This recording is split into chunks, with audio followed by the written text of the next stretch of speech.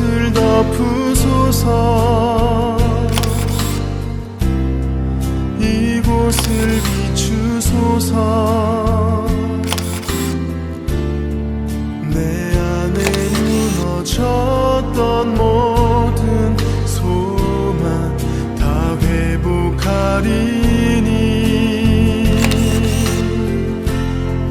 이곳을 지나소서.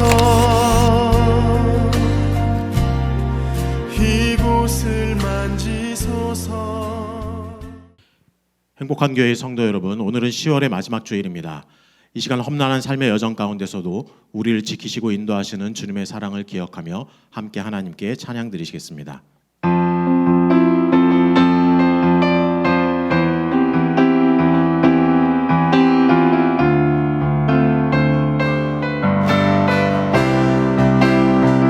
주님 나를 부르시니, 주님 나를 부르시니 두려움 없이 배서나가리라.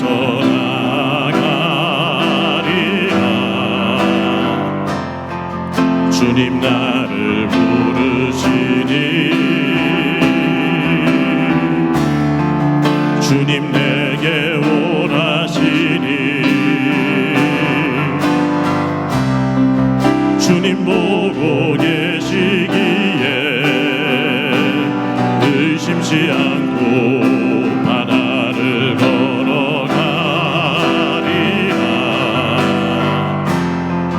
주님 보고 계시기에 주님 여기 계시기에 주님 여기 계시기에 이 깊은 바다가 반석이 되고 주님 여기 계시기에 반석이를 내가 걸어가리라.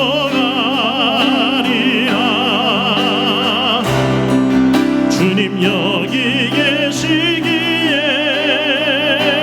적어진 파도가 반석이 되고 주님 여기 계시기에 반석이를 내가 걷습니다. 주님 나를 부르시니 주님 나를 부르시니 두려움 없이 배서나가리라. 주님 나를 부르시니 주님 내게 오라시니 주님 보고 계시기에 의심치 않고 바다를 걸어가리라. 주님 보고 계시기에 주님 여기 계시기에 주님 여기 계시기에 이 깊은 바다가 반석이 되고 주님 여기 계시기에 반석이를 내가 걸어가리라.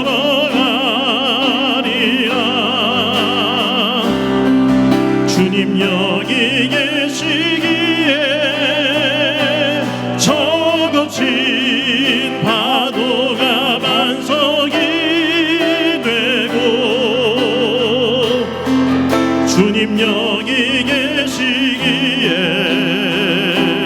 반석이를 내가 걷습니다. 주님 여기 계시기에 주님 여기 계시기에 이 깊은 바다가 반석이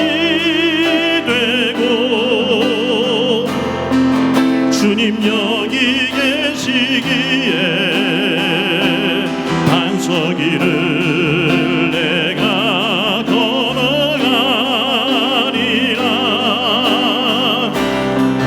주님 여기 계시기에 저 거친 파도가 반석이 되고, 주님 여기 계시기에 반석이를 내가 걷습니다. 반석이를 내가 걷습니다. 이 시간 기도하실 때 오늘 예배 속에서 우리에게 은혜 베푸시는 하나님과의 만남을 허락하여 주옵소서. 지치고 고단한 몸과 마음이 하나님 안에서 쉼을 얻고 새 힘을 얻게 하시며 말씀 속에서 하나님의 뜻과 소망을 발견케 하여 주옵소서. 새 힘 얻어 삶의 자리로 담대히 나아가게 하여 주옵소서. 특별 말씀 증가하신 담목사님께 은혜와 능력을 베풀어 주옵소서. 함께 간절히 기도하겠습니다. 기도하시겠습니다. 살아계신 우리 주 하나님 아버지, 주님의 크신 은혜에 사랑을 감사드립니다. 한 주 동안 우리를 지키시고 보셨옵소서. 건조해주시고 예배드리게 하여 주시니 감사합니다. 주님, 우리 몸과 마음을 주님께 기도하시고 되게 하여 주시고 하나님의 스승과 발견하시고 되게 하여 주시옵소서. 지치고 고단한 우리 몸과 마음을 다하여서 얻게 하여 주시고 하나님의 허락하신 삶의 소망을 붙잡고 힘을 얻어 삶의 자리를 나아가게 하여 주시옵소서. 말씀도 이루어 얻게 하여 주시옵소서. 은혜를 담는 삶을 붙잡아 주시옵소서. 귀한 삶을 감당하시고 하나님의 뜻을 받들어 그 뜻을 잘 감당하게 하시고 오늘 내리시는 말씀을 주님 같이 하시고 우리에게 나눠주시고 우리 힘이 되는 귀한 시간을 할 수 있도록 주님 함께 하여 주시옵소서. 예배의 모든 순서를 주님께 부탁드립니다. 주님 홀로 영광 받으시는 귀한 예배 되게 하여 주시옵소서. 감사를 드립니다. 우리 주 예수님의 이름으로 기도드립니다. 아멘.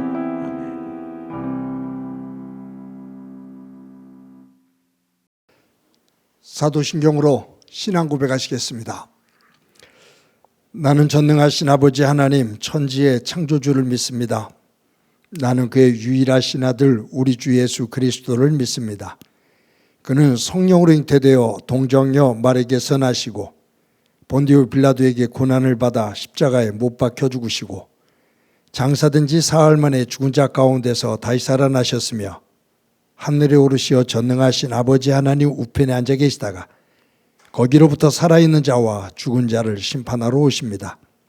나는 성령을 믿으며 거룩한 공교회와 성도의 교제와 죄를 용서받는 것과 몸의 부활과 영생을 믿습니다. 아멘. 찬송가 14장 부르시겠습니다.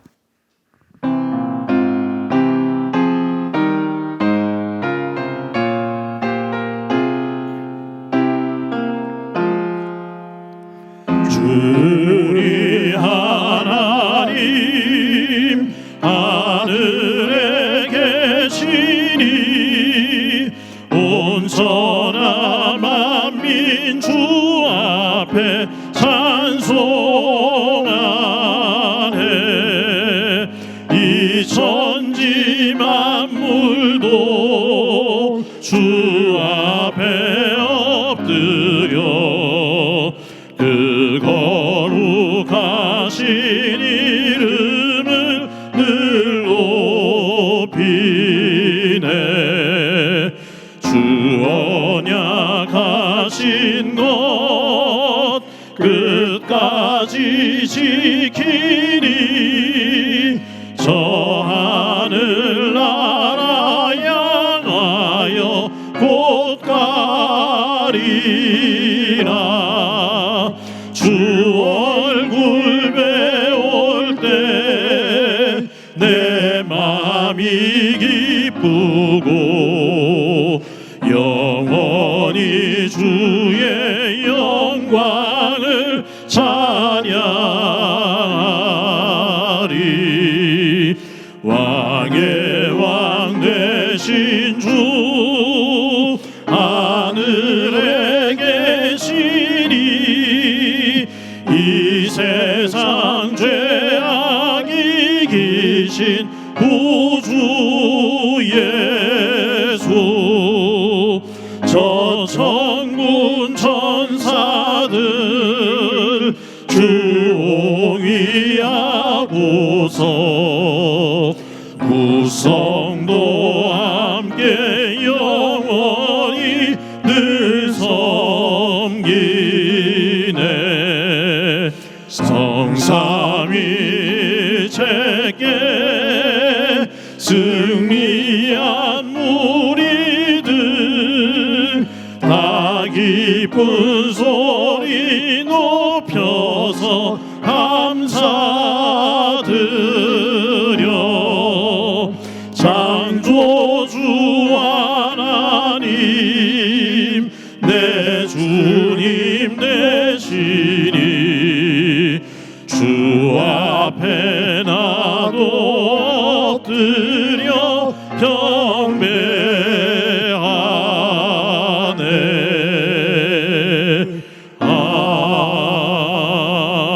아멘.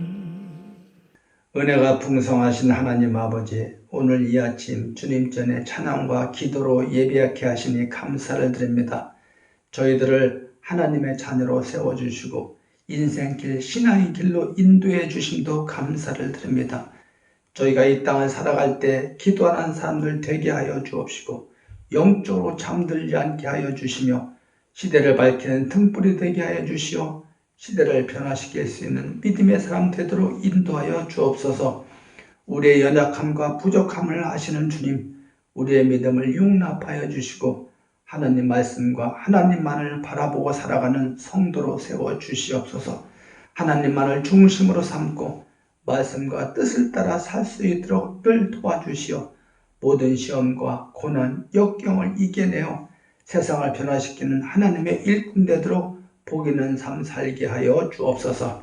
하나님 아버지, 오늘도 질병의 어려움 속에서의 피눈물로 기도하는 성도들의 간절함을 기억하시어 그분들의 마음을 위로하여 주시며 모두가 중보 기도하며 하늘 보좌를 올리어 아버지께서 역사하시고 치유하고 회복되게 하심으로 일상으로 돌아오는 은혜를 허락하여 주옵소서. 코로나 이후로 시작된 경제적 어려움에 고단함을 겪는 분들을 위해 능력과 지혜를 더하여 주옵소서. 어려운 시기지만 일터와 사업장의 모든 것이 회복될 수 있도록 주님께서 통행하여 주시고 주름진 마음의 자유로운 일상이 회복될 수 있도록 인도하여 주옵소서. 하나님 아버지, 또한 이 땅에 사랑하는 자녀들마다 어루만져 주시고 사랑의 손길로 붙잡아 주시어 낙심한 자녀들 위해 위로와 용기를 주시며 상처받은 영혼들을 치료하여 주시고 청년 실업이 절박함에 썩은 동아줄을 위해 기대어 내일을 보는 것이 아니라 미래를 향한 도전하는 새 힘을 갖게 하시고 경제 여건이 개선되어지는 환경을 주심으로 인구 절벽이 단절해서 오는 암울한 현실의 그림자도 거둬갈 수 있는 지혜를 더하게 하옵소서. 하나님 아버지, 이제 수능이 가까이 오매 그동안 최선을 다하여 준비하는 학생들이 좋은 성적을 거둘 수 있도록 지혜를 주시고 그들의 수고가 헛되지 않도록 하시어 노력한 것들이 그에 상응하는 열매를 맺게 하옵소서. 늘 기도하며 기다려온 부모에게도 함께하여 주시사 원하는 대로 좋은 성적 거두게 하옵소서. 결과가 좋든 나쁘든 아버지께서 모든 것이 합력하여 선하게 이끄시는 분임을 기억하며 감사하며 지내게 하옵소서. 이제 한 해가 저머니 이때 긍휼의 주님, 우리가 애써왔던 일들이 허사로 돌아가지 않게 하시고 주님 안에서 성실하게 살아왔던 날들의 유정의 미를 거두게 하옵소서. 하나님의 선하심과 사랑을 기억하고 날마다 마음을 열고 주의 음성을 듣고 따르게 하옵소서. 하나님 아버지, 오늘도 세계 토지에서 전쟁과 기근, 자연재해로 고통을 겪고 있는 이 지구촌에 은혜를 베풀어 주옵소서. 구원의 손길을 잡아주시고 이제 이 한 해가 얼마 남지 않은 시간 속에서의 전쟁과 모든 상황들이 종료되어 평화의 시간으로 돌려주시며 어려움에 처한 사람들의 간절한 기도와 간구를 들어주시어 세상의 평화로운 일상으로 행복한 동행을 이루게 하여 주옵소서. 오늘도 담임 목사님의 귀한 말씀을 듣습니다. 성령의 담대한 말씀 주시어 하나님의 진리의 말씀을 선포하실 때 성령을 우리의 마음을 감동감아 주셔서 좋은 마음의 밭으로 바꾸어 주시고 우리의 마음과 생각이 변화되어지는 시간 될 수 있도록 인도하여 주시옵소서. 하나님이 저에게 베푸신 한량없는 은혜 따라 우리도 하나님과 사람들에게 좋은 사람으로 항상 좋은 소식을 바르게 증거하는 자로 서기를 원합니다. 오늘 이 하루도 우리의 남은 인생이 온전히 하나님 중심, 말씀 중심으로 살아가는 성도 되기를 간절히 원하고 예수님의 이름으로 기도드리옵나이다. 아멘.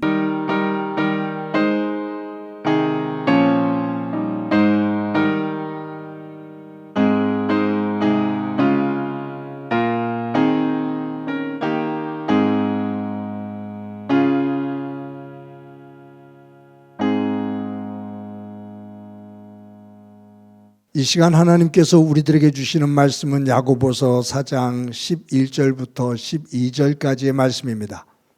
봉독해 드립니다. 형제들아 서로 비방하지 말라.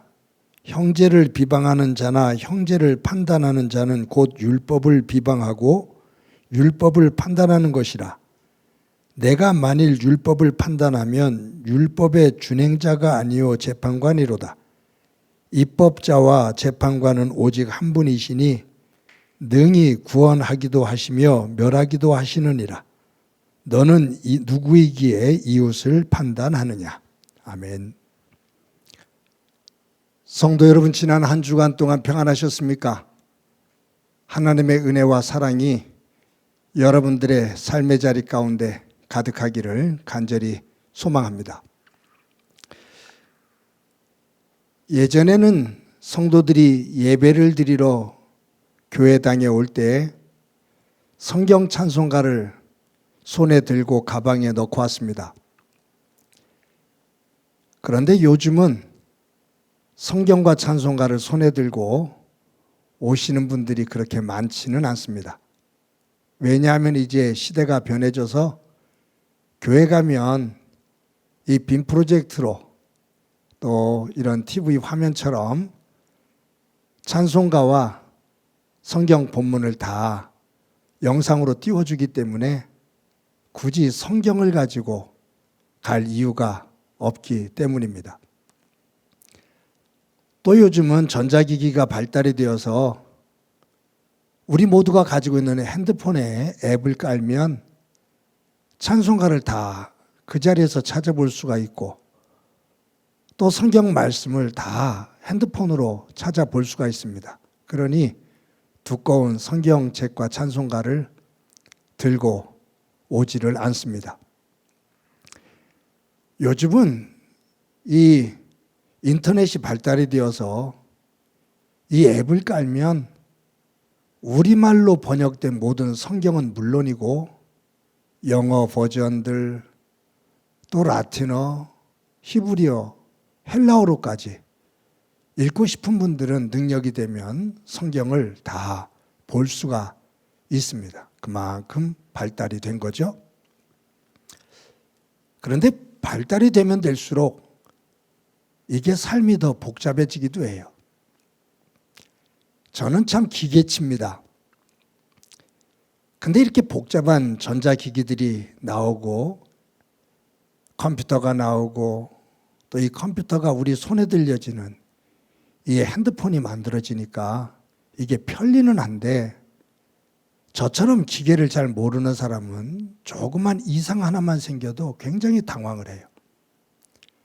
저는 컴퓨터로 작업을 하다가 뭐 조그만 이상이 하나만 생겨도 저는 당황이 돼서 어쩔 줄 몰라 합니다.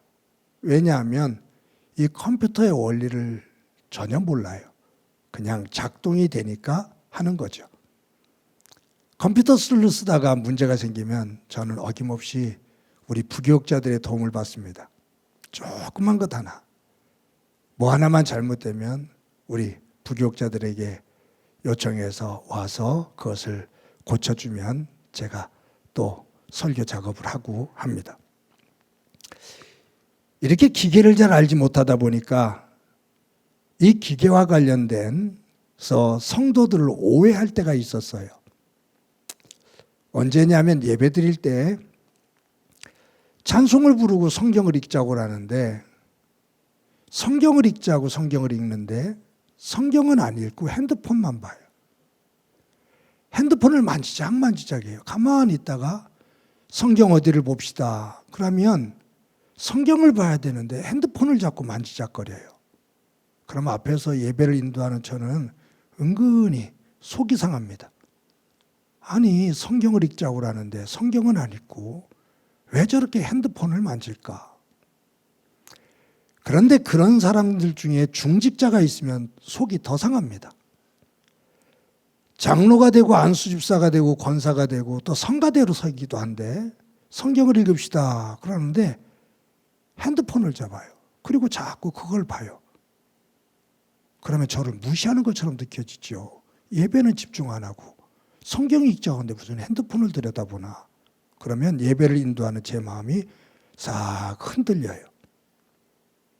그런데 나중에 알고 보니까 핸드폰 안에 깔려있는 성경을 찾는 거였어요. 저는 전혀 몰랐는데 핸드폰 안에 성경이 깔려 있어서 그 성경을 찾아 함께 읽는데 핸드폰을 통해 보는 거죠. 나중에서야 그걸 알고 내가 오해했구나. 무식한 사람이 유식한 사람들을 함부로 판단했구나. 여러분, 사람은 살면서 자기가 아는 만큼 살잖아요. 정말로 아는 만큼 삽니다. 모르는 건 못 삽니다. 아는 것만큼 생각하고 아는 것만큼 살아요. 판단하는 것도 내가 아는 것 안에서 판단을 해요. 그런데 이것이 문제가 뭐냐면 내가 아는 것이 일천한데 내가 아는 것이 조금밖에 없는데 그것을 가지고 모든 것들을 다 판단하려고 그래요. 내가 알고 있는 것이 다 옳은 것처럼 다 판단을 해요. 그러니 우리의 판단에 얼마나 많은 오류가 생기겠습니까? 더군다나 그 아는 것이 적은 데다가 상대방이라든가 어떤 사건에 안 좋은 감정이 거기에 개입이 되어지면 더 헝클어지죠. 아는 것도 별로 없는데 그것 갖고 분별도 제대로 못하는데 거기에 안 좋은 감정까지 훅 들어오면 그 판단은 엉망진창이 됩니다. 그러니 삶이 꼬일 수밖에 없고 관계가 깨어질 수밖에 없습니다. 예수님의 제자 가운데 베드로의 동생인 안드레가 예수님을 만납니다. 예수님을 만나서 굉장한 감동을 받아요. 이분이 우리가 기다리는 메시아구나. 그래서 누구에게 쫓아가냐 하면 친한 친구 나다나엘에게 쫓아가요. 나다나엘에게 가서 뭐라고 말하냐면 나다나엘아, 내가 메시아를 만났어. 메시아가 오셨어. 우리가 기다리던 메시아가 오셨어. 그러니까 나다나엘이 묻지요. 누구시길래? 그가 누구길래? 안드레가 예수라는 분이야. 그러니까 나다나엘이 그 나사렛 사람 예수? 그래, 그분이야. 그랬을 때 나다나엘이 이렇게 말합니다. 나사렛에서 무슨 선한 것이나 나사렛에서 무슨 선한 것이나 나사렛 그 지역에서 메시아가 났다고? 갈릴리 지역이 가난한 지역인데 그 갈릴리 지역 가운데서도 더 가난한 사람들이 모인 것이 나사렛이거든요. 그러니까 나다나엘이 무시하는 거예요. 그 나사렛에서 무슨 선한 것이나. 그런데 예수님이 나다나엘을 찾아와요. 대화를 나누는데 나다나엘이 무릎을 꿇어요. 주님이시라고. 나다나엘이 안드레의 이야기를 들었을 때 지역이라는 선입견, 자기가 가지고 있는 어느 지역에 대한 안 좋은 감정, 이런 것들이 작동되어서 오류를 범하는 거죠. 그릇된 판단을 하는 거죠. 이런 예는 성경에 수없이 많아요. 여러분 구약의 욥기를 보면 욥이라는 사람이 나오는데 욥이 어떤 사람으로 그렇게 인정이 됐냐면 동방에서 의인으로 인정이 됐습니다. 동방에서 의인으로 인정을 받던 사람이에요. 그런데 이 사탄이 이 욥을 시험하게 되죠. 그때 하나님께서 욥의 믿음을 네가 욥의 생명만 건들지 말고 욥을 죽이지만 말고 욥의 생명을 살려놓기만 한다면 어떤 어려움과 어떤 시험을 해도 그는 나를 부인하지 않아. 나는 욥을 믿어. 욥의 믿음이 너 얼마나 대단한지 아니? 네가 그의 생명만 건들지 말고 네가 하고 싶은 거 다 해봐. 그러니까 사실은 욥이 하나님을 믿었지만 누가 누구를 신뢰해 준 거냐면은 하나님이 욥의 믿음을 인정한 거예요. 그러니까 사탄이 가서 다 휘젓지요. 재산 다 뺏기게 하죠. 아내 도망가지요. 10자녀들이 다 죽어요. 고통 가운데 있습니다. 티끌을 뒤집어 쓰면서 통곡을 합니다. 그때 욥의 친구들이 와서, 친한 친구들이거든요. 욥의 친구들이 와서 욥을 위로한다고 왔는데 뭐라고 말하냐면, 욥아, 너 이렇게 고난당하고 고통당하는 건 우리는 너를 동방의 의인이라고 생각하고 있었는데 너 우리 모르는 사이에 하나님께서 너를 이렇게 진노하실 만큼 죄를 진 게 있구나. 너 그거 하나님 앞에 회개해. 그러니까 욥이 그러는 거예요. 내가 온전한 사람은 아니야. 그렇지만 이처럼 고난을 받을 만큼의 큰 죄를 짓지는 않았어. 그래도 새 친구가 달려들어서 욥을 비난해요.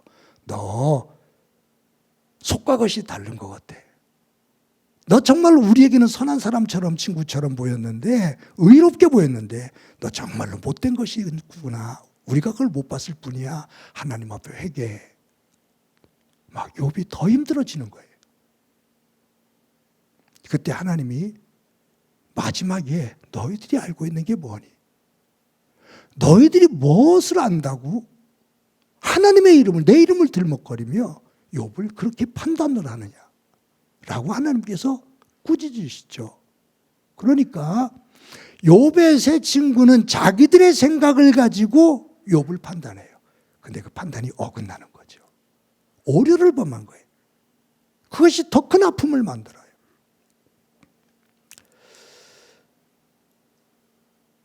여러분, 사실을 제대로 알지 못하면서, 내가 그것을 정확하게 알지 못하면서 거기에 대해서 함부로 말을 하는 것, 함부로 판단하고 함부로 비난하고 비방하는 것, 이것은 더 관계를 깨고 하나님의 축복의 문을 닫게 되어지는 원인이 됩니다. 우리가 오늘 본문을 보다 보면 하나님은 믿음의 사람들에게 서로 비방하지 마라 라고 말씀하셔요. 비방하지 마라. 헐뜯지 마라. 다른 사람을 헐뜯지 마라.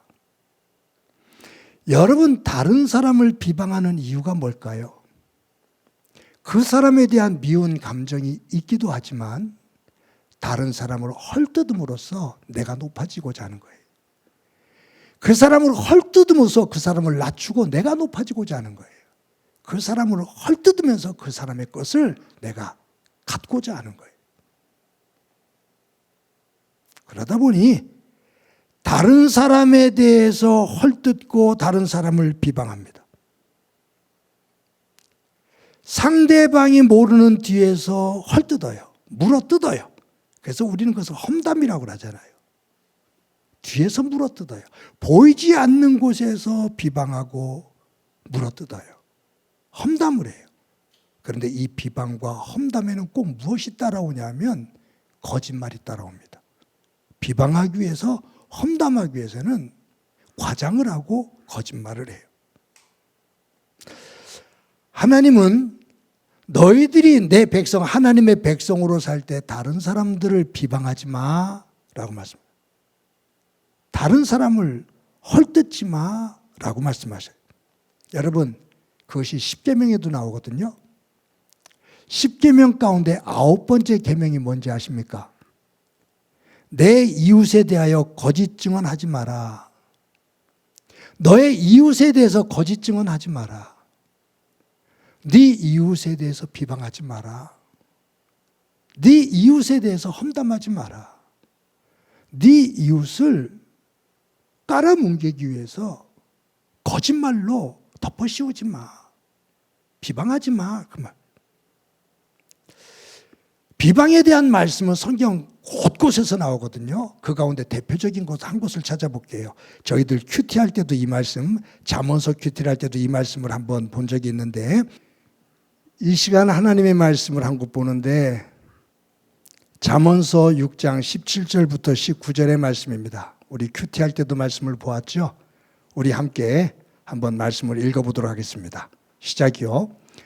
여호와께서 미워하시는 것 곧 그의 마음에 싫어하시는 것이 67가지이니 곧 교만한 눈과 거짓된 혀와 무지한 자의 피를 흘리는 손과 악한 계교를 꾀하는 마음과 빨리 악으로 달려가는 발과 거짓을 말하는 망령된 증인과 및 형제 사이를 이간하는 자이니라. 여기에 보면 하나님께서 미워하시는 것이 있다. 그것이 67가지가 있다. 그것이 쭉 나열돼요. 교만한 눈, 거짓된 혀, 무지한 자의 피를 흘리는 손 쭉 나오는데 그 뒤에 보면 거짓을 말하는 망령된 증인, 형제 사이를 이간하는 자,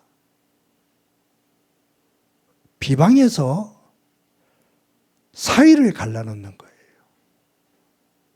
이간질시키는 거예요.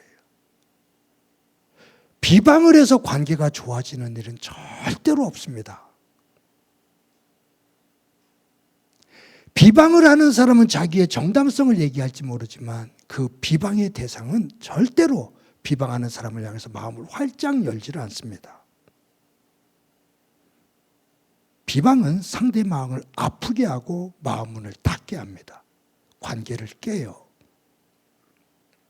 그래서 하나님은 이 비방하는 자를, 비방하는 사람을 싫어한다.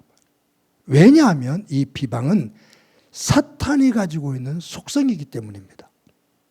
말씀드렸지만 이 사탄이라는 단어의 뜻은 참소자,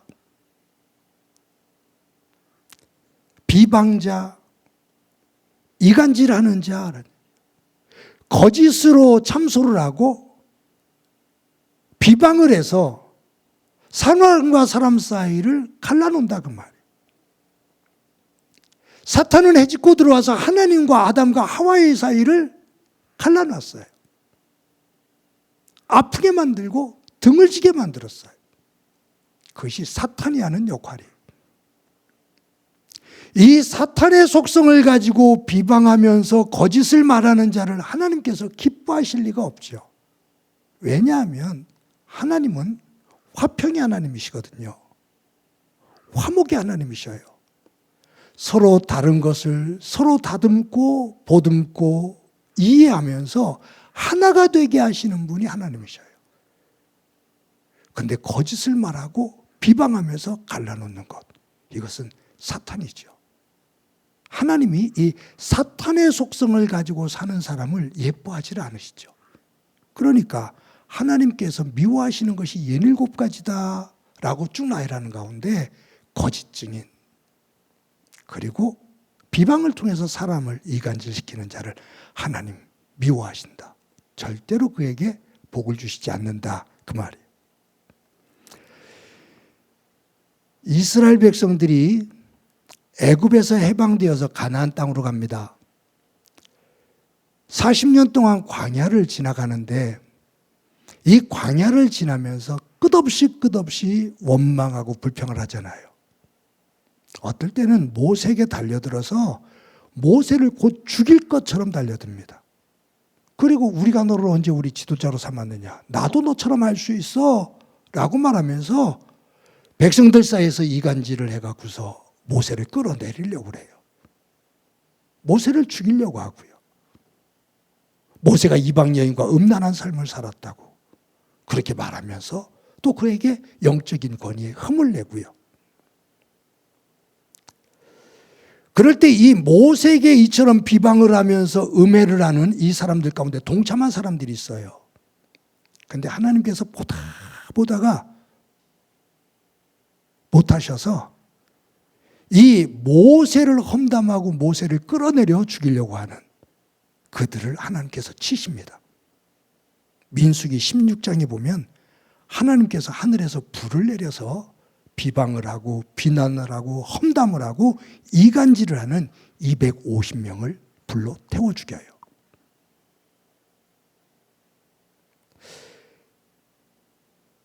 비방하는 것, 비방하는 사람이나 비방을 듣는 사람이나 비방하는 사람이나 비방의 대상이나 그 사이에서 삼자로 그들의 비방을 듣는 사람이나 이 비난은 모두의 마음이 피폐해집니다.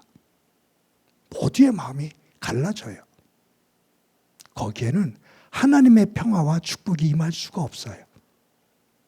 그래서 하나님께서 계속 하시는 말씀이 사랑해라, 화목해야 된다, 감사의 말을 해라.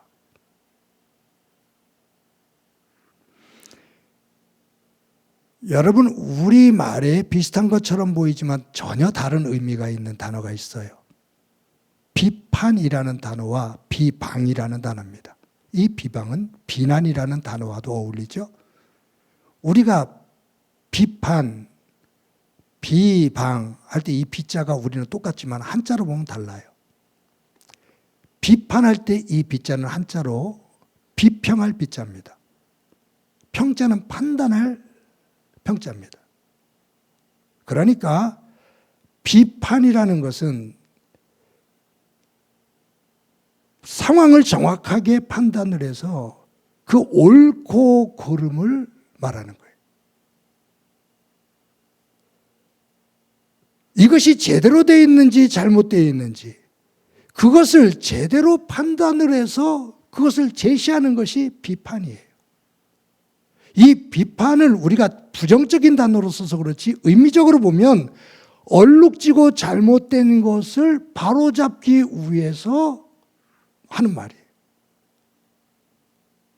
그런데 비방은 이 비방할 때 비자와 방자가 한자로 헐뜯을 비자, 헐뜯을 방자예요.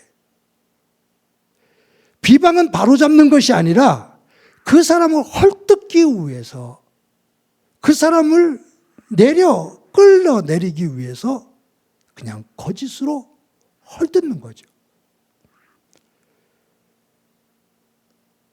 여기에서 예수님의 산상수훈을 우리가 조금 오해할 수가 있는데 산상수훈 결론에 가면 7장에 예수님께서 뭐라고 말씀하시냐면 비판을 받지 아니하려거든 비판하지 마라 라고 말씀하셔요. 그러시면서 하시는 말씀이 네 눈에 있는 들보는 보지 못하고 형제 눈에 있는 티끌을 보는구나. 네 눈에 들보가 있는데 형제 눈에 있는 티끌을 보면서 네 눈에서 티끌 빼라고 말한다 그 말이에요. 네 눈에는 들보가 들었어.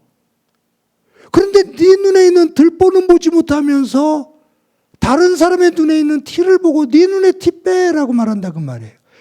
이렇게 말할 때 너는 먼저 네 눈에 있는 들보를 뺀 다음에 상대방의 눈에 있는 티를 말해줘. 너는 네 눈에 들보를 가지고 있으면서 너는 제대로 못하면서 상대방의 잘못된 것 조그만 것을 갖다가 그렇게 비방을 하니. 그러니까 여기에서 예수님께서 비판을 받지 아니하거든 비판하지 마라 이 말은요. 비판이라는 한자적인 그 의미가 여기서는 비방하지 마라 라는 의미로 봐야 돼요. 비방하지 마라. 헐뜯으려고 비난하지 마. 남을 그냥 무조건 죽이려고 거짓으로 증인하지 마. 그 말.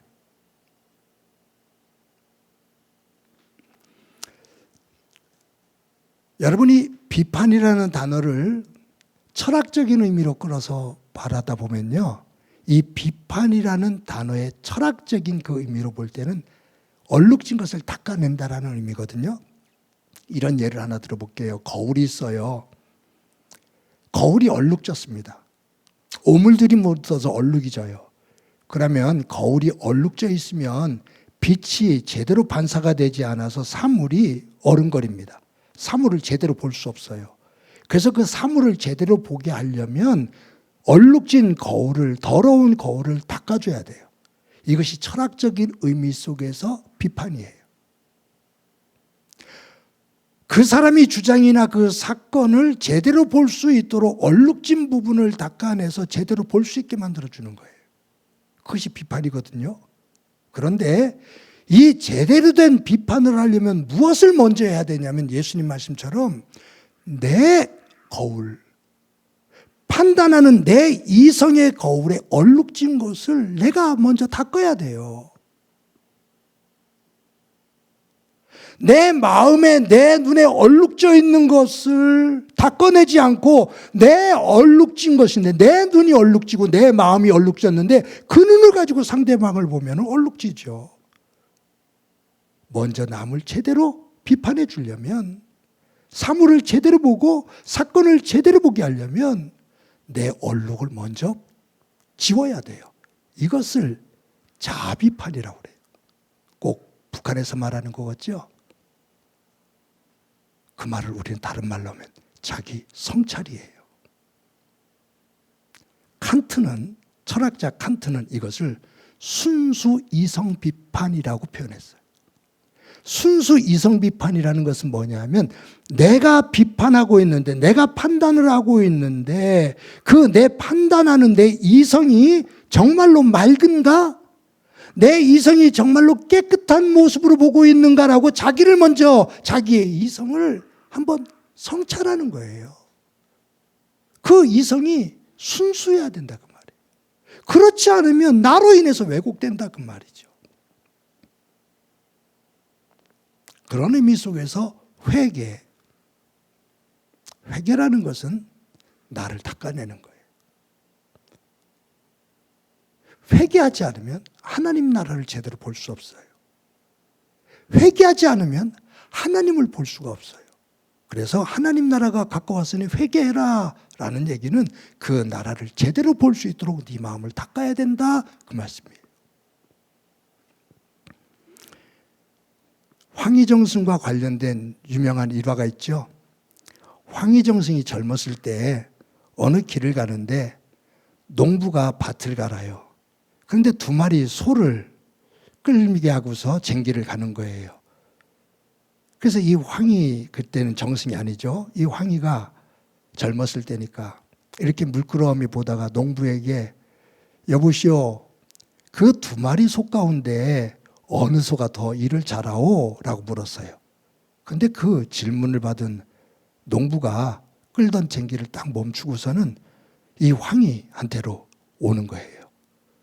멈추고서 이 쟁기 끄는 것을 멈추고서 저 건너편에 있는 황희에게 와서 귓속말로 저 2마리 가운데 저 누런 소가 일을 더 잘합니다 라고 말해요.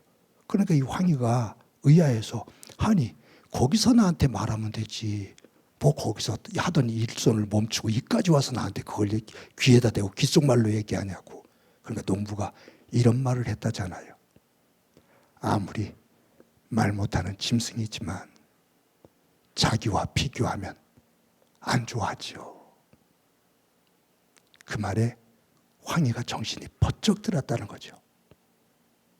말 못하는 짐승도 미천한 짐승도 비교당하는 것이 싫다고 이 농부는 생각해서 귓속말에다가 얘기한다. 큰 교훈을 얻고 이 황희는 그 이후부터 다른 사람들에 대한 험담, 다른 사람들의 비방, 비난 이것을 하지 않은 그 가운데서 명재상으로 세워지는 그 일화가 있습니다. 여러분, 오늘 본문 1절에서 하나님 이렇게 말씀하셔요. 형제들아, 피차에 비방하지 마라. 형제들아, 서로 비방하지 마라. 여기에 중요한 단어가 비방하지 말하지만 그 앞에 뭐가 있냐면 형제들아. 여기 형제들아 이것은요, 하나님을 믿는 사람들아.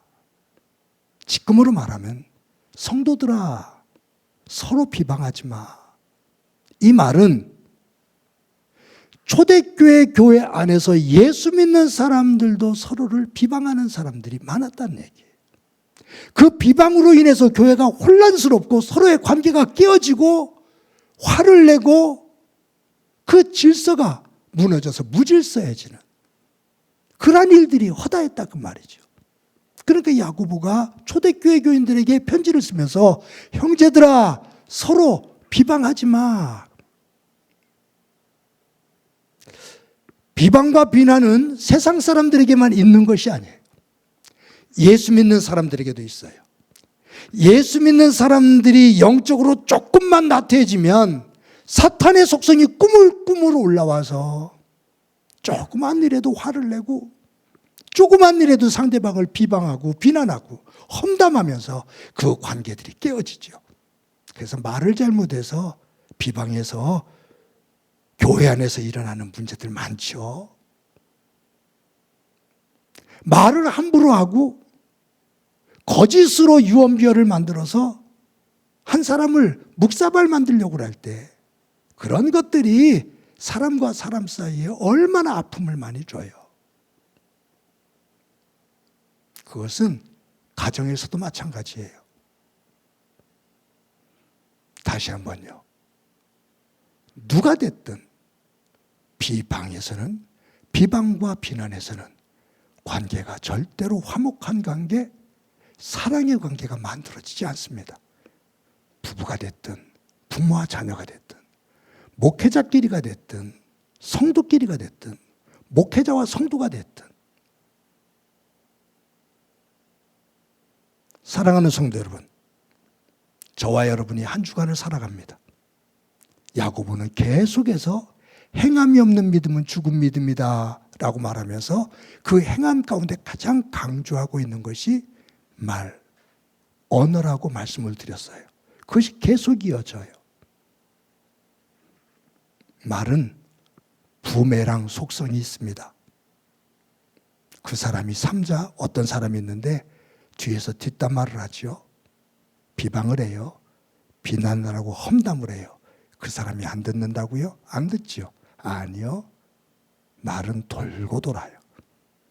결국 그 비난과 비방의 말이 누구에게로 날라오냐 하면 결국은 나에게로 와요. 말에는 부메랑의 효과가 있어요. 그래서 다른 사람을 칭찬하고 격려를 하면 시간이 지나면서 그것이 나에게로 와요. 그래서 예수님께서 이렇게 말씀하시잖아요. 어느 집에 들어가든지 누구를 만나든지 축복해라. 만약에 네가 하는 축복을 그 사람이 거부하면 그 축복이 너에게로 온다. 축복의 언어는 내가 살고 상대방이 삽니다.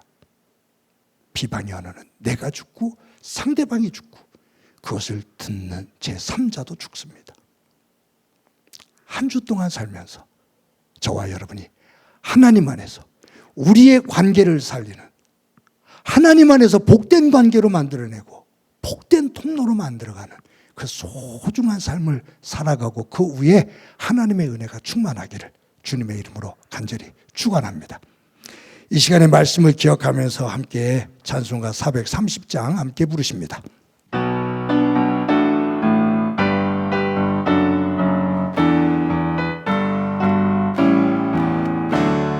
주와 같이 길 가는 것 즐거운 일 아닌가. 우리 주님 걸어가신 발자취를 밟겠네.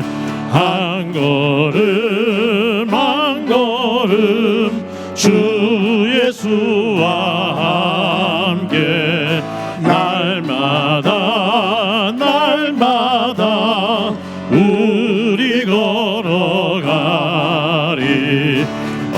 어린아이 같은 우리 미련하고 약하나 주의 손에 이끌리어 생명길로 가겠네. 한 걸음 한 걸음 주 예수와 함께 날마다 날마다 우리 걸어가리. 꽃이 피는 들판이나 험한 한 골짜기라도 주가 인도하는 대로 주와 같이 가겠네.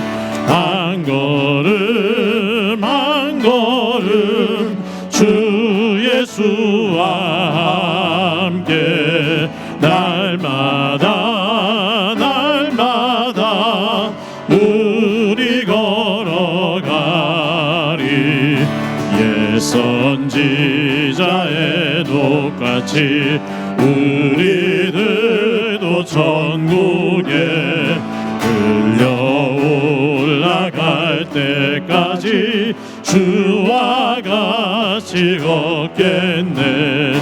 한 걸음 한 걸음 주 예수와 함께 날마다 날마다 우리 걸어가리.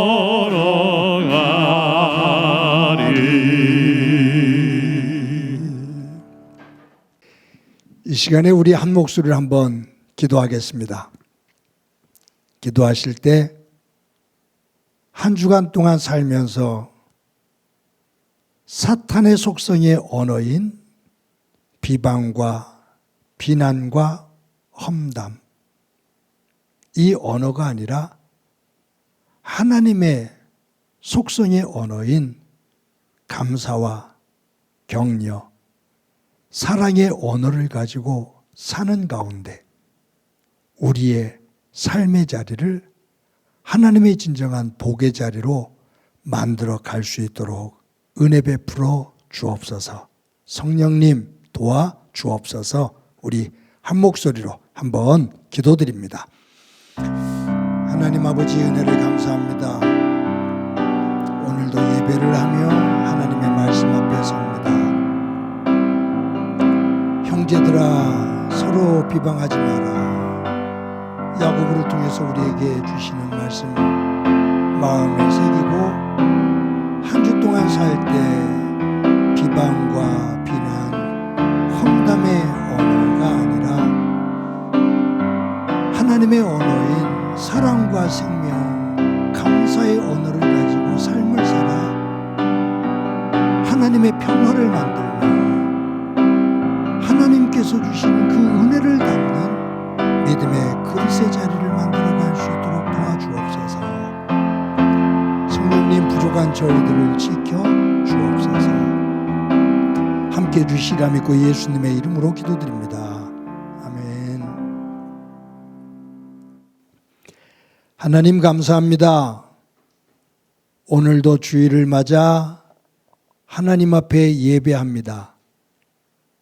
야고보를 통해서 주시는 말씀을 우리 마음에 새기고 한 주간을 살아갈 수 있도록 도와주옵소서. 형제들아 피차에 비방하지 마라.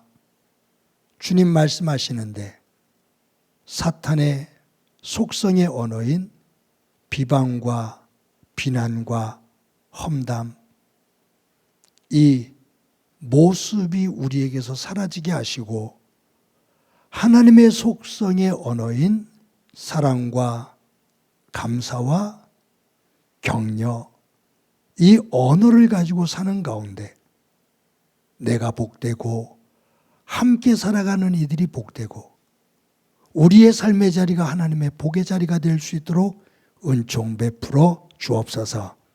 하나님, 무엇보다 이 나라와 이 지구촌의 지도자들의 언어가 비방과 비난과 험담과 욕설이 아니라 하나님 안에서 이해와 관용과 사랑하는 언어로 한자리에 앉아 폭력을 넘어 거친 전쟁을 넘어 하나님의 샬롬을 만들어낼 수 있는 지도자들 되게 하옵소서. 하나님 받은 은혜를 감사하면서 귀한 예물 드립니다. 드리는 손길들 가운데 함께해 주옵소서. 힘든 삶의 자리들인데 주께서 눈동자처럼 지켜주시고 때마다 이른 비와 늦은 비를 허락해 주심으로 하나님의 은혜에 간증이 있는 삶의 자리 되게 하옵소서. 하나님 아버지, 환우들이 있습니다. 주께서 어루만져 주시며 저들이 병상을 들고 일어서는 기쁨 있게 하옵소서. 조찬학 집사님, 박선자 권사님, 또 다른 고통 속에 있는 가정 주께서 헤아려 주시며 품어주시고 명해 주셔서 회복되어지는 기쁨 있게 하옵소서. 하나님 아버지, 가정마다 함께 하실 때 무엇보다 자녀들을 위해 함께 하셔서 자녀들을 통해 하나님의 꿈을 보며 하나님의 은혜를 볼 수 있게 하옵소서. 특별히 수험생들 기억해 주시고 남은 시간 건강하게 하시고 최선을 다해 선한 열매 거두게 하옵소서. 행복한 교회를 여기까지 인도해 주신 것 감사합니다. 곳곳에서 섬기는 일꾼들 가운데 은혜를 주시며 섬김이 결코 헛되지 않다는 것, 공수표가 되지 않는다는 것을 꼭 기억하고 섬김의 자리에서 감사함으로 임하는 모든 일꾼들, 성도들 되게 하옵소서. 함께해 주시라 믿고 예수님의 이름으로 기도드립니다. 아멘.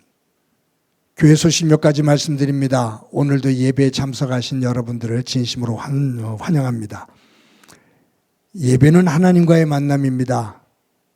예배하는 자세, 또 마음, 또 여러분들의 환경들 잘 만드셔서 하나님께서 기뻐하시는 예배 모습이 되기를 원하고요. 가능하면 대면 예배로 모여서 같이 모이기를 힘쓰고 그것이 더 큰 교회의 힘이 될 수 있도록 여러분들이 더더욱이 노력해 주시기를 바랍니다. 결실의 계절 가을입니다. 이제 저희들이 11월 셋째 주 추수감사주일인데 이때 한 영혼을 하나님 안에서 열매로 거둘 수 있었으면 좋겠습니다. 잠자는 영혼을 깨우고 예수 믿지 않는 이들에게 복음을 증거해서 11월 셋째 주에 함께 다 같이 모여서 함께 예배하고 또 즐거운 교제 시간을 나눌 수 있기를 바랍니다. 저희들 매주 주일 예배를 녹화해서 이 영상을 주일 오전 6시에 유튜브에 올리죠. 또 매일 큐티를 녹화해서 새벽 기도가 드려지는 새벽 5시에 유튜브에 올립니다. 가능하면 대면으로 함께하고 만약에 그렇지 못할 경우 영상으로 예배를 드리는데 예배와 말씀 두 기둥 꼭 잡고 이 험한 세상을 하나님의 경건한 백성으로 세워 나갈 수 있기를 바랍니다. 각 기관과 부서들 2024년도 사업계획서와 예산안을 오늘까지 사무실로 제출해 주시기를 바랍니다. 11월 셋째 주에 세례식이 있습니다. 신청하신 분들 우리 교육자들과 교육 잘 받으시고 또 문답과 세례식에 임하시기를 바랍니다. 친교부에서 음료수를 준비했습니다. 지난주부터 냉장고와 온장고 2대를 가동을 하고 있습니다. 지난주에 온장고 인기가 더 컸던 것 같아요. 날씨가 추워질수록 따뜻한 것을 찾는 분들이 더 계실 텐데 아무튼 교회 오셔서 또 함께 음료수를 나누시면서 교제 나누시기 바랍니다. 매주 토요일 날 오전 10시에 시청각 교제실에서 모여서 예배를 준비합니다. 귀한 시간이 되기를 소망합니다. 그곳에서 한 사람 한 사람의 모임이 하나님의 기쁨이 되어지고 복이 되기를 바랍니다. 기도해 주시기를 바라고요. 매주 여러분이 정성껏 헌금해 주셔서 감사합니다. 여러분들의 일터와 사업장 위에 하나님의 은혜가 가득하기를 항상 기도합니다. 이 시간에 우리 다 같이 일어서셔서 너는 시냇가에 심은 나무다.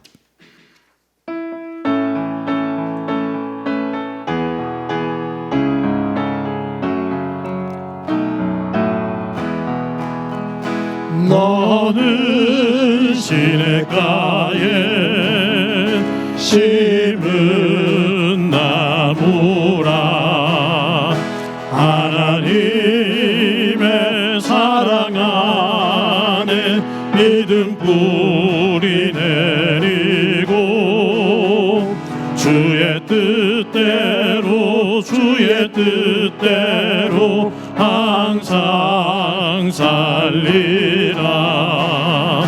주의 시절을 쫓아 구원 열매 맺으면 주의 영화로운 빛 너를 보아리니. 주의 뜻대로 항상